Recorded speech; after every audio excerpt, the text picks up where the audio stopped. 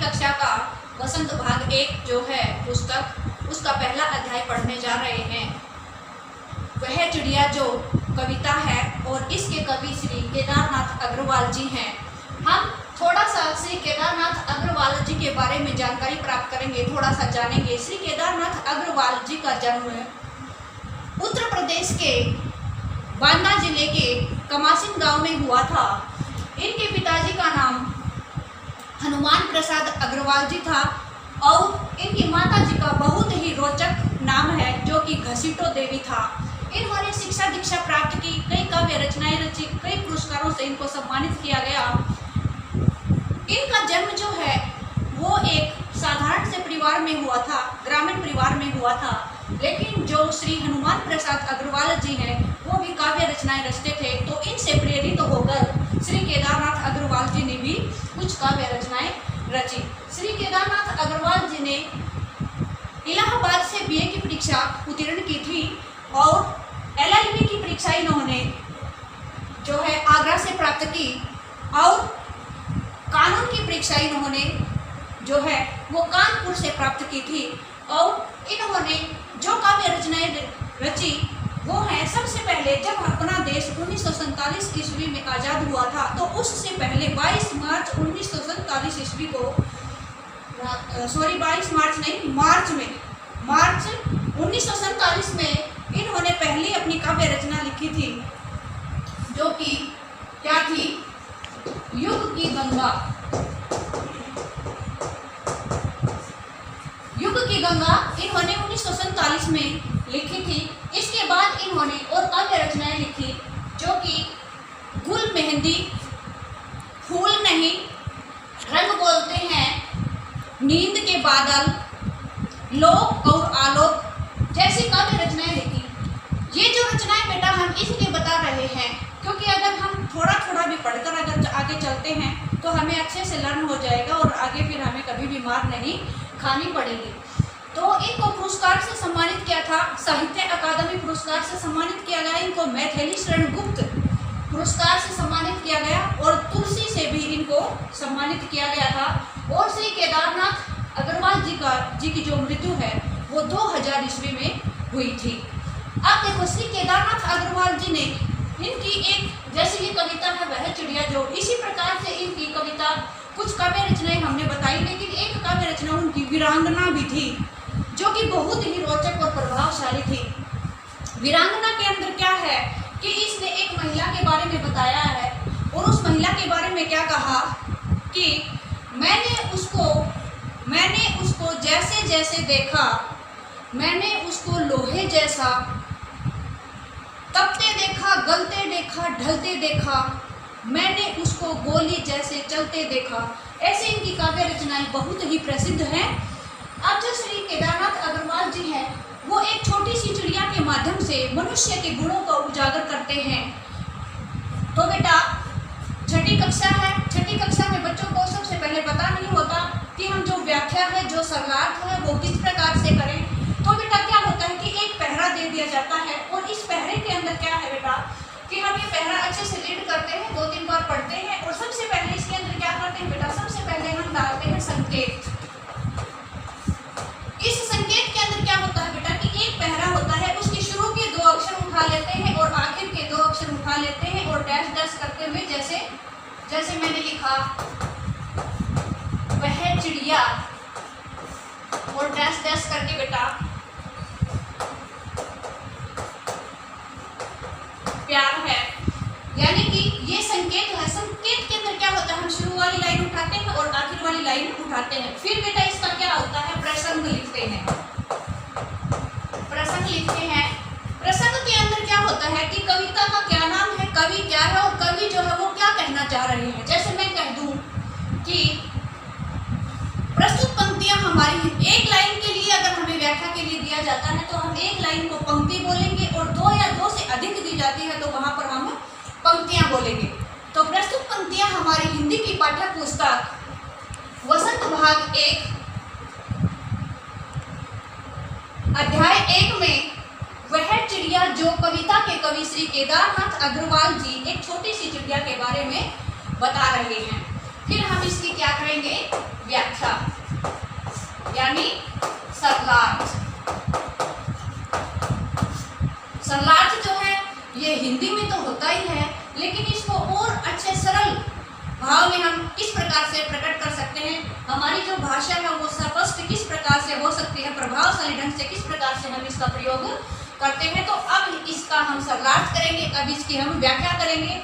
इसके अंदर क्या है कि बेटा पूरी कविता के अंदर श्री जो केदारनाथ अग्रवाल जी हैं, इन्होंने क्या है कि विशेषण का पाठ लिया है, कुछ विशेष शब्द भी बताए हैं, कुछ विशेषण, कुछ तत्सम तद्भव शब्द बताए हैं, कुछ पर्यायवाची शब्द बताए हैं, और एक जो छोटी चिड़िया है इसकी विशेषता पूरी तरह से इसमें एक छोटी चिड़िया के बारे में भी वर्णन किया गया है। तो बेटा देखो, वह चिड़िया जो चोंच मारकर, सबसे पहले जो अपनी कविता है वह चिड़िया जो, इसमें क्या है कि सार्वनामिक विशेषण है। यह क्या है, सार्वनामिक विशेषण। विशेषण क्या होता है, संज्ञा या सर्वनाम की विशेषता बताई जाती है। संज्ञा आप सबको पता ही है, संज्ञा क्या होती है, किसी का भी नाम होता है, ठीक है, वो व्यक्ति भी हो सकता है, जाति भी और भाव भी। अब इसका पूरा का पूरा वर्णन हम जब एक अध्याय पढ़ाएंगे संज्ञा वाला, उस चैप्टर में क्लियर करेंगे आपको। अब देखो, वह चिड़िया जो क्या है एक सार्वनामिक विशेषण है, क्योंकि वह क्या है एक सर्वनाम है और चिड़िया जो क्या है एक विशेषण है, ठीक है। तो सार्वनामिक विशेषण क्या होता है बेटा कि जब संज्ञा शब्द जो है, जो संज्ञा शब्द है उससे पहले सर्वनाम शब्द आता है, और जो ये सर्वनाम शब्द है ये क्या करता है, इस संज्ञा की जो है विशेषता बताता है, इसलिए इसको सर्वनामिक विशेषण कहा गया है, ठीक है।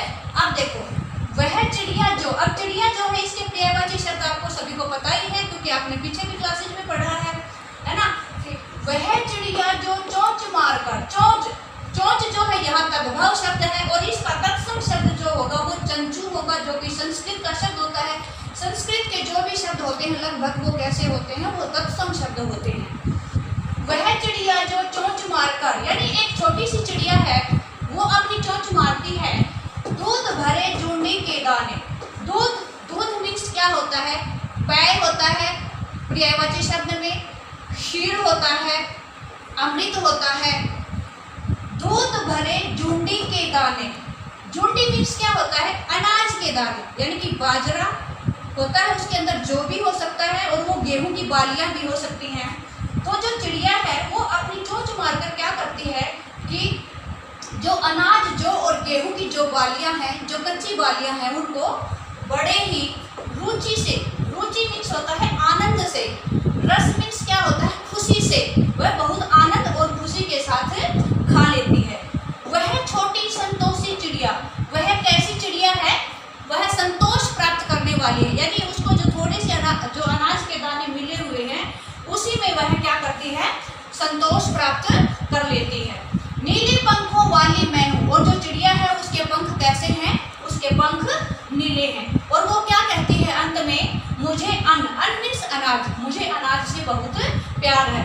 अर्थात कवि का कहना क्या है कि जब एक छोटी सी चिड़िया जो है थोड़े से दाने लेकर के वो संतोष प्राप्त कर लेती है, ठीक उसी प्रकार से मनुष्य को भी जितना मिल जाता है उसको थोड़े में ही संतुष्टि प्राप्त कर लेनी चाहिए। आगे है बेटा दूसरा पैरा, वह चिड़िया जो कंठ खोलकर, यानी कि वह चिड़िया जो है वह एक छोटी सी चिड़िया है, वो क्या करती है, कंठ मीन्स होता है गला खोलकर बूढ़े वन बाबा, यहाँ बूढ़े यहाँ लोगों के लिए नहीं है, यहाँ बूढ़ा मीन्स होता है, बूढ़े मीन्स है पुराना। वन मीन्स क्या होता है, वन कानन होता है, जंगल होता है, विपिन होता है, अरण्य होता है।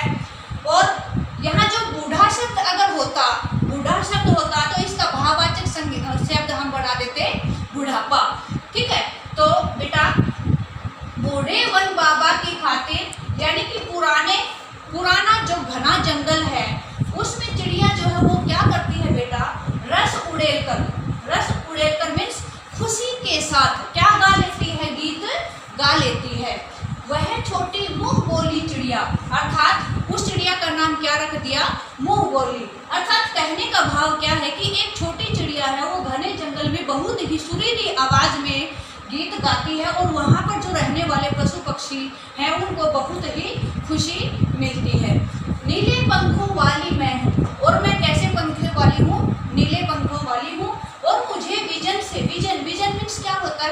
जंगल ही होता है, एकांत ही होता है कि एकांत में यह स्वतंत्रता पूर्वक बड़े ही प्यार से या प्रेम से गा लेती है।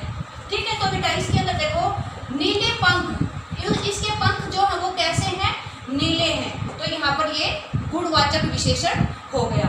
ठीक है, आगे देखो तीसरा पहरा है और इसके अंदर क्या कहा है कि जो चिड़िया है वो खुशी से गाती है, ठीक उसी प्रकार से मनुष्य भी जब एकांत में रहता है तो उसको नर्वस नहीं होना चाहिए, खुशी खुशी के साथ जो भी कार्य होता है उसको पूर्ण कर लेना चाहिए।